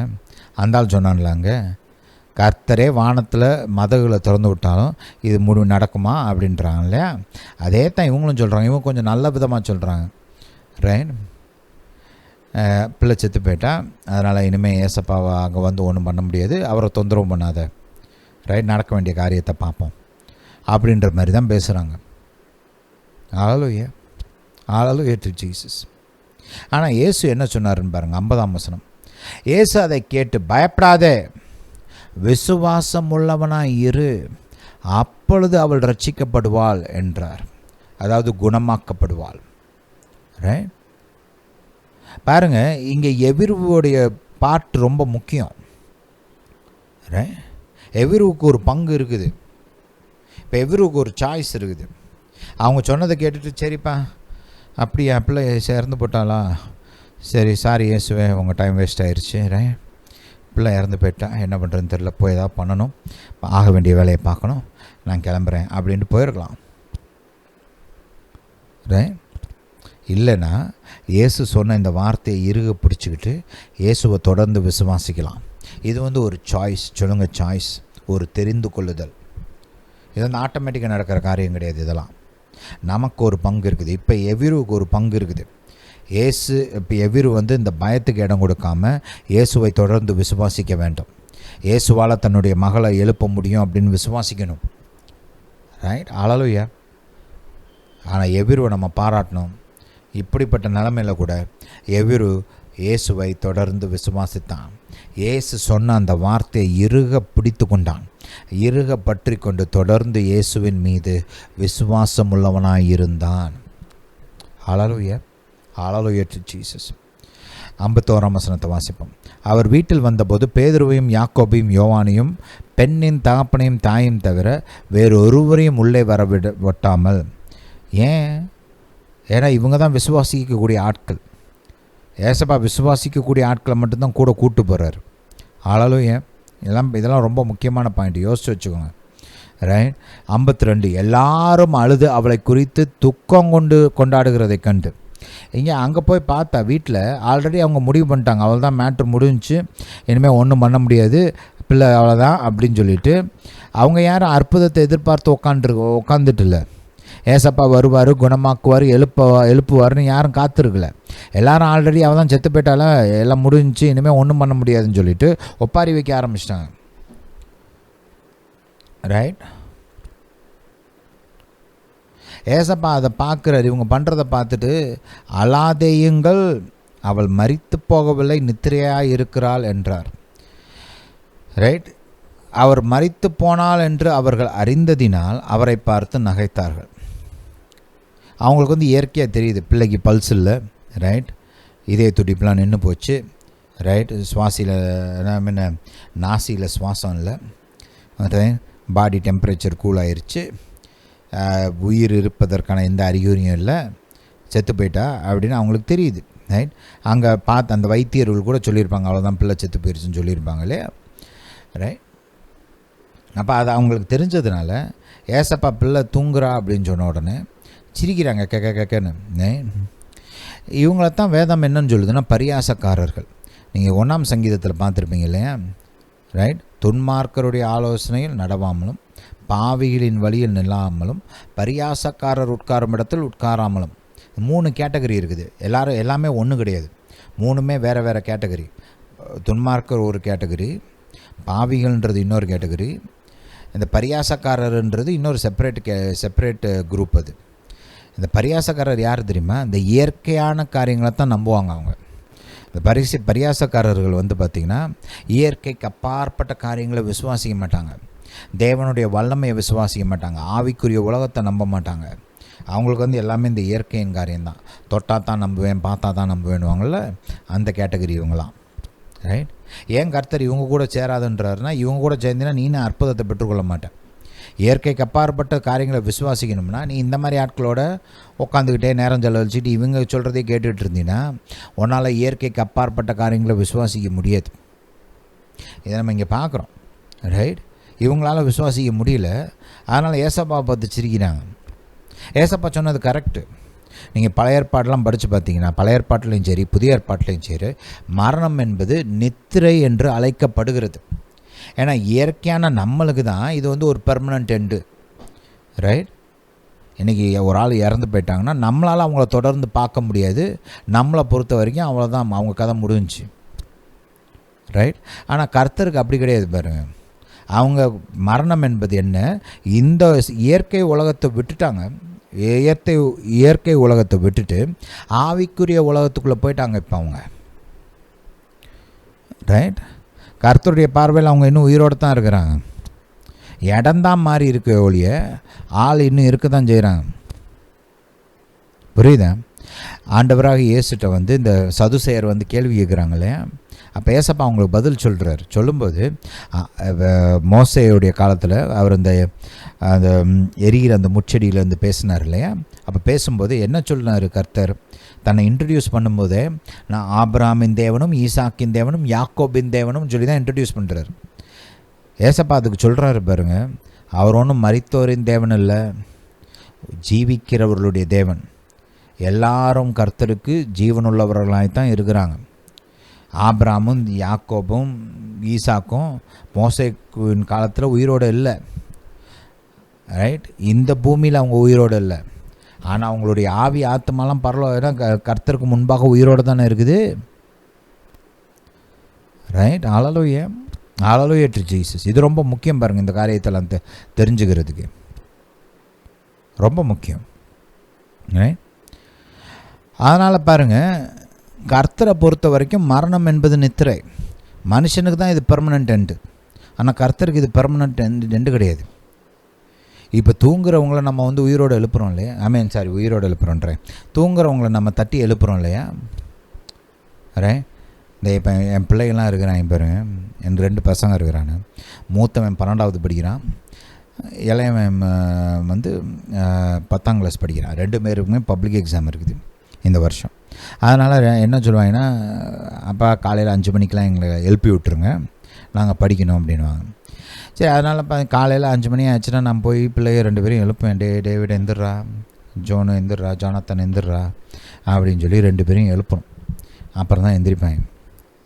கர்த்தர் மரணத்துலேருந்து ஒரு ஆளை உயிரோடு எழுப்புறது நம்ம தூங்குறவனை எழுப்புற மாதிரி. கர்த்தருக்கு இது பெரிய மேட்டரே கிடையாது. இப்போ நம்ம வீட்டில் இருக்கிறவங்கள தட்டி எழுப்புறோம்லையே, எந்திரி நேரம் ஆச்சுன்றோம். கர்த்தருக்கு மரித்த ஒருத்தனை உயிரோடு எழுப்புறது அவ்வளோ சுலபமான காரியம், தூங்குறவனை எழுப்புற மாதிரி. அதைத்தான் ஏசப்பா சொல்கிறார். பிள்ளை ஒன்றும் செத்து இது ஒன்றும் இந்த பிள்ளையோட முடிவு கிடையாது, பிள்ளை ஒன்றும் இல்லாமல் போல், தூங்கிட்டு இருக்கேன், நான் எழுப்புறேன்றார். அவர் அப்படி தான் பண்ணுறாரு பாருங்க. என்ன சொல்கிறாரு கவனிங்க. ஏசப்பா அதுக்கு முன்னாடி ஒரு காரியத்தை பார்க்கணும். 54வது வசனத்தை பாருங்கள். இவங்களாம் நம்ப மாட்டேங்கிறாங்க, பரியாசம் பண்ணுறாங்கன்னு சொல்லிட்டு கர்த்தர் எல்லாத்தையும் வெளியில் அனுப்பி விட்டுறாரு. நீ போ, நீங்கள் உட்கார வேண்டாம், நீ கிளம்போ அப்படின்னு. என்னால் இந்த பரியாசக்காரர்கள்லாம் வெளியே அனுப்பிச்சிட்டு உள்ள இந்த 5 பேர் கூட கூட்டு போகிறாரு இல்லையா, யாக்கோபு, யோவான், பேதுரு, அம்மா, அப்பா, இவங்கள மட்டும் கூட்டு போகிறாரு. போய் உள்ளே போனோன்னே பிள்ளையே எழுந்துருன்றாரு. இப்போ நம்ம பெற்ற பிள்ளைகளை நம்ம எழுப்புறோம்லட்டு, எழுந்துடுறா, நேராச்சுடா, ஸ்கூலுக்கு போகணும்டான்னு எழுப்புறோம் பாருங்க. அந்த மாதிரி தான் ஏசப்பா பண்ணுறாரு. உள்ளே போயிட்டு கையை பிடிச்சிட்டு பிள்ளையே எழுந்துருன்றாரு. அவ்வளோதான். அப்பொழுது அவள் உயிர் திரும்ப வந்தது. உடனே வந்துருச்சு. உடனே சொல்லுங்க, உடனே அவள் எழுந்திருந்தாள். தூக்கத்திலேருந்து எந்திரிக்க மாதிரி தான் அந்த பிள்ளை எந்திரிச்சு உட்காந்துச்சு. புரியுதா? ஹல்லேலூயா. இவ்வளோ பெரிய தேவனை நம்ம பின்பற்றுகிறோம். நம்முடைய கர்த்தர் மகா பெரியவர், சர்வ வல்லவர். அவருடைய வல்லமையை நாம் தியானிக்க வேண்டும். அவருடைய வல்லமையை நம்ம யோசிக்கணும். அவருடைய வல்லமையை விசுவாசிக்கணும். அதன் மூலமாகத்தான் நம்முடைய வாழ்க்கையில் அவருடைய வல்லமையும் ஆசீர்வாதங்களும் வெளிப்படும். இங்கே பாருங்கள், இவர் மற்றவங்கள மாதிரி பரியாசம் பண்ணுறவராக இருந்தால், அவிசுவாசியாக இருந்திருந்தா இந்த அற்புதம் அவர் வாழ்க்கையில் நடந்திருக்காது. ஏன் நடந்துச்சு? அவர் அந்த இயற்கையான காரியங்களெல்லாம் ஒதுக்கி வச்சுட்டார். சூழ்நிலைகள்லாம் ஒதுக்கி வச்சுட்டார். இயேசுவுடைய வார்த்தையை இறுக பற்றி கொண்டார். இயேசு மீது விசுவாசம் வைத்தார். இயேசுவால் முடியும்னு நம்பினார். அதனால தான் கர்த்தர் எழுப்பினார். ஹல்லேலூயா, ஹல்லேலூயா டு ஜீசஸ். நாமும் கர்த்தருடைய வல்லமையை விசுவாசிப்போம், நம்புவோம். நம்முடைய வாழ்க்கையிலும் கர்த்தருடைய வல்லமை மகா பெரிய விதத்தில் வெளிப்படும். கர்த்தருடைய ஆசீர்வாதங்கள் தடையில்லாமல் நம்முடைய வாழ்விலே செயல்படும். ஹல்லேலூயா, ஹல்லேலூயா டு ஜீசஸ். ஜெபிப்போமா. பிதாவே, இயேசுவின் நாமத்தினால் வருகிறோம். தாப்பனே, உம்முடைய வல்லமையை விசுவாசிக்க நீர் எங்களுக்கு உதவி செய்யும். உம்முடைய கரத்தின் வல்லமையும் உம்முடைய மகிமையையும் நீர் செய்த மாபெரும் அற்புதங்களையும் நினைத்து பார்க்க, தியானிக்க, சிந்திக்க எங்களுக்கு உதவி செய்யும். தாப்பனே, உம்முடைய வார்த்தைகளை, உம்முடைய அற்புதங்களையும் உம்முடைய வல்லமையை குறித்தும் பேச எங்களுக்கு உதவி செய்யும். உம்முடைய வல்லமையும் உம்முடைய கரத்தையும் மறக்காமல் இருக்க எங்களுக்கு உதவி செய்யும். தாப்பனே, உம்முடைய வல்லமையை விசுவாசித்து நீர் எங்களுக்காக வைத்திருக்கிற ஆசீர்வாதங்கள், வாக்குத்தத்தங்கள், எங்களுக்காக ஆயத்தம் பண்ணி வைத்திருக்கிற அந்த நல்ல எதிர்காலத்தை பெற்று அனுபவிக்க நீர் எங்களுக்கு உதவி செய்யும். பிதாவே, நீர் எங்களுக்கு உதவுகிறபடியால் ஸ்தோத்திரம். பிதாவே, உம்மை துதிக்கிறோம், உமக்கு நன்றி செலுத்துகிறோம். இப்பொழுதும் தாப்பனே, என்னுடைய சத்தத்தை கேட்டுக்கொண்டிருக்கிற ஒவ்வொருவருக்காகவும் ஜெபிக்கிறேன். பிதாவே, நீர் உம்முடைய பலத்த கரத்தை நீட்டி இந்த மக்களை தொட வேண்டுமா ஜெபிக்கிறேன். உம்முடைய மகா பெரிய குணமாக்கும் வல்லமை இந்த மக்களை தொடட்டும். உச்சந்தலை முதல் உள்ளங்கால் வரை பாயட்டும். தாப்பனை, எல்லாவித நோய்கள், வலி, வேதனைகள் நீங்கட்டும். பலவீனங்கள் நீங்கி போகட்டும். பெனனே த்ரா நெக்கனே எருஷரோந்தன மெனலத்ரா ஏப்ரூன மெனோலோ ஹுகுரு ஷரேந்தன ஏப்ரூன மென ஹோக்ரா லேபரோ ஷரேந்தன ஒரு மெனல ஹோக்ரோ பெலத்ரரிஷந்தனா. இயேசுவின் நாமத்தினாலே பலவீனங்கள் மறைவதாக. இயேசுவின் நாமத்தினாலே சரீரத்திலே பலன் உண்டாகும். இயேசுவின் நாமத்தினாலே நரம்புகள் பலனடையட்டும். இயேசுவின் நாமத்தினாலே இருதயம் பலனடையட்டும். இயேசுவின் நாமத்தினாலே ஆரோக்கியம் துளிர்க்கட்டும், முழுமையான ஆரோக்கியம். தாப்பனே சரீரத்தில் பலன் உண்டாகட்டும். சரியாக செயல்படாத உறுப்புகள் சரியாக செயல்பட ஆரம்பிக்கட்டும். கோளாறாக இருக்கிற காரியங்கள் சரியான விதமாய் நல்ல விதமாய் மாறட்டும். தாப்பனே நீர் பெரியவர், உன்னதர், சர்வ வல்லவர். உம்முடைய மக்கள் ஆரோக்கியமாக இருக்க வேண்டும் என்பது உம்முடைய சித்தம். நோயில்லாத வாழ்வு வாழ வேண்டும் என்பது உம்முடைய சித்தம். தாப்பனே இந்த மக்களுக்கு நீர் ஆரோக்கியமான பலனுள்ள வாழ்க்கையை கட்டளையிட வேண்டுமா ஜெபிக்கிறேன். நீடித்த ஆயுளால் திருப்தி ஆக்க வேண்டுமா ஜெபிக்கிறேன். தாப்பனே இந்த மக்களை நீங்கள் பாதுகாத்து கொள்ளுங்கள். எல்லா தீமைக்கும் விலக்கி பாதுகாத்து கொள்ளுங்கள். எல்லா ஆபத்துகளிலிருந்தும் பாதுகாத்து கொள்ளுங்கள். ஒவ்வொருவரும் தாப்பனே நீடித்த நாளால் திருப்தியாகி ஆரோக்கியத்துடனும் பலத்துடனும் வாழ்ந்து உம்முடைய சித்தத்தை நிறைவேற்றி முடிக்க வேண்டும். தாப்பனே இந்த மக்களை நீங்கள் ஆசீர்வதிங்க. நல்லா இருக்கட்டும் தாப்பனே. தாப்பனே இந்த மக்களுடைய பொருளாதார தேவைகளை நீர் சந்திக்க வேண்டுமா ஜெபிக்கிறேன். தாப்பனை இருதயத்தின் விருப்பங்களை பூர்த்தி செய்யுங்க. தாப்பனை கடன் பிரச்சனைகள் குறைந்து ஒன்றுமில்லாமல் போகட்டும், முற்றுமாய் அழிந்து போகட்டும். இந்த மக்கள் ஒரு விடுதலையை ருசி பார்க்கட்டும். தாப்பனை உம்மை சேவிக்க உம்மை பின்தொடர இவங்க வாழ்க்கையில் பணத்தின் காரியங்களில் விடுதலை உண்டாகட்டும்.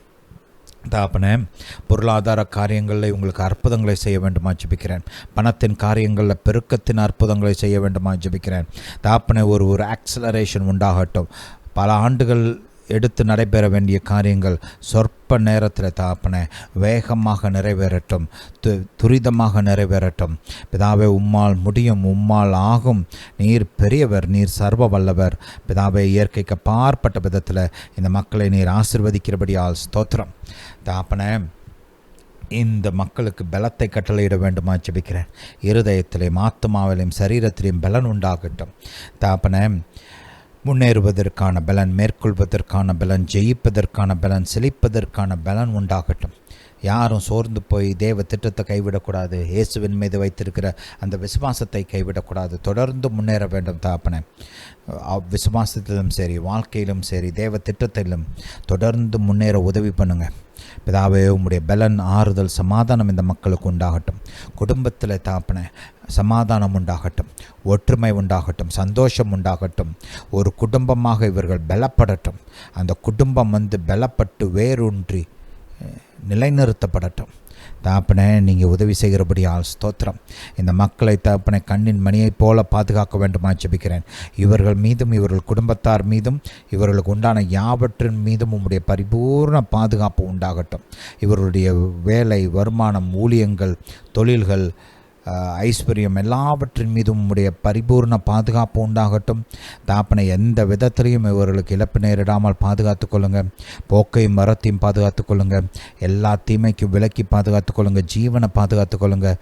தாப்பனை இவர்களுக்கு விரோதமான எந்த ஆயுதமும் வாய்க்காமலே போகட்டும். தாப்பனை பிதாவை நீங்கள் அப்படியே செய்கிறபடியால் ஸ்தோத்திரம். பரிபூர்ண பாதுகாப்புக்காக ஸ்தோத்திரம். தாப்பனை இந்த மக்களை நீங்கள் வேடனுடைய கண்ணிக்கும் பாலாக்கும் கொள்ளை நோய்க்கும் மனுஷருடைய கண்ணிகளுக்கும் தப்பி பாதுகாக்க வேண்டுமா ஜெபிக்கிறேன். தப்புவித்து பாதுகாக்க வேண்டுமா ஜெபிக்கிறேன்.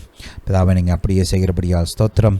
பிதாவே உம்மை துதிக்கிறோம், உமக்கு நன்றி செலுத்துகிறோம். இயேசுவின் நாமத்தினால் பிதாவே, ஆமென்.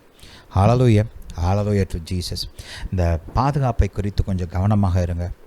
ஒவ்வொரு நாளும் சங்கீதம் 91, 121, 23 இந்த சங்கீதங்களை டெய்லி ஜெபிங்க. உங்களுக்காக, குடும்பத்துக்காக, உங்கள் சபைக்காக, உங்கள் பாஸ்டர்ஸ்க்காக, உங்களோடு இணைக்கப்பட்ட ஊழியக்காரவங்களுக்காக ஜெபிங்க.